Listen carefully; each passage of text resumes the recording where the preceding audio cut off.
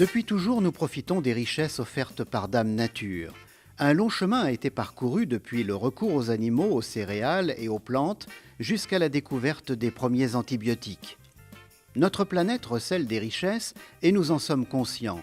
Les animaux, plantes et micro-organismes contiennent des milliards de ressources génétiques utiles. Certaines sont déjà bien connues et bon nombre d'entre elles sont utilisées pour fabriquer des médicaments, des aliments, des produits cosmétiques ou d'autres produits importants. Mais une grande partie des richesses que la nature nous réserve n'a toujours pas été découverte. Prenons par exemple une plante cachée au fond de la forêt tropicale. Seuls les habitants locaux pourraient savoir comment l'utiliser, alors que sa composition génétique pourrait bénéficier à des millions de personnes à travers le monde. Pour le progrès de l'humanité, il est important de partager et de mettre à profit les ressources génétiques mondiales. C'est pour cela que nous avons besoin de règles convenues au niveau international en matière d'APA, accès et partage des avantages liés aux ressources génétiques. Comment accéder aux ressources génétiques et partager les avantages de manière juste et équitable entre ceux qui les utilisent et ceux qui les fournissent est illustré dans l'APA expliqué simplement. Chaque pays détient des droits sur les animaux, les plantes et les ressources génétiques qui se trouvent sur son territoire. Quiconque venant d'un autre pays et voulant utiliser ces ressources est tenu de respecter ses droits de souveraineté. Ceci fut réaffirmé par 172 pays au sommet de Rio en 1992 à la naissance de la CDB, la Convention sur la diversité biologique. La Convention sur la diversité biologique et ses lignes directrices de Bonn définissent les principes de l'APA. Une entreprise ou un chercheur étranger peut uniquement avoir accès à des ressources génétiques si le pays fournisseur a donné son accord. Cette disposition concerne également les connaissances traditionnelles associées aux ressources génétiques, car ces connaissances détenues par les communautés autochtones et locales jouent souvent un rôle important dans la découverte de nouvelles substances actives contenues dans des ressources génétiques.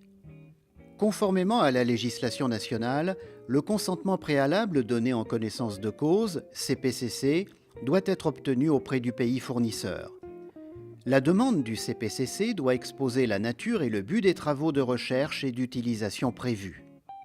Les CCCA, conditions convenues d'un commun accord, définissent alors plus précisément les avantages pour le fournisseur des ressources génétiques ainsi que les autres questions contractuelles y afférentes. Ces avantages peuvent être monétaires, tels que le paiement de sommes forfaitaires ou d'une partie des profits réalisés, ou non monétaires, comme le transfert de connaissances, de technologies ou par le biais de formations. Ces règles concernent les utilisateurs commerciaux, mais elles s'appliquent également aux utilisateurs non commerciaux sur la base de dispositions particulières. Le concept repose sur l'idée de préserver notre diversité biologique en partageant de manière juste et équitable les avantages découlant de son utilisation. En 2010, le protocole de Nagoya a précisé les principes de l'accès et du partage des avantages stipulés par la Convention sur la diversité biologique. Ces principes s'appliquent de manière juridiquement contraignante aux pays fournisseurs ainsi qu'aux pays utilisateurs de ressources génétiques. Tous les concepts évoqués jusqu'ici sont partie intégrante du protocole de Nagoya qui entrera en vigueur lorsque 50 pays l'auront ratifié.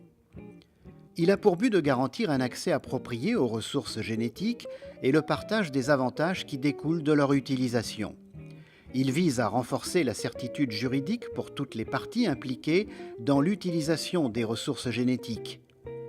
À cela s'ajoute un autre élément important qui vient compléter le protocole.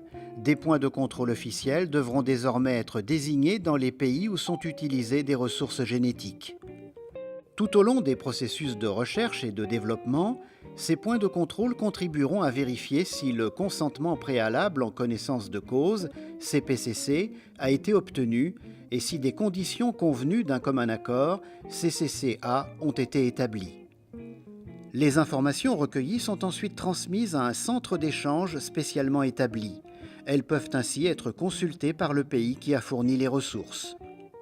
Cette procédure permet de suivre une ressource génétique du fournisseur à l'utilisateur, depuis l'innovation jusqu'à une éventuelle commercialisation.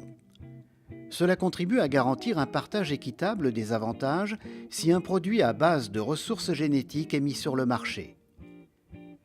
Tous les pays ayant ratifié le protocole de Nagoya doivent maintenant traduire ces dispositions dans une législation nationale qui reflète les intérêts de l'ensemble des parties prenantes concernées. Lorsqu'il est dûment appliqué, l'APA recèle un grand potentiel pour les utilisateurs, pour les fournisseurs et pour la conservation de la nature.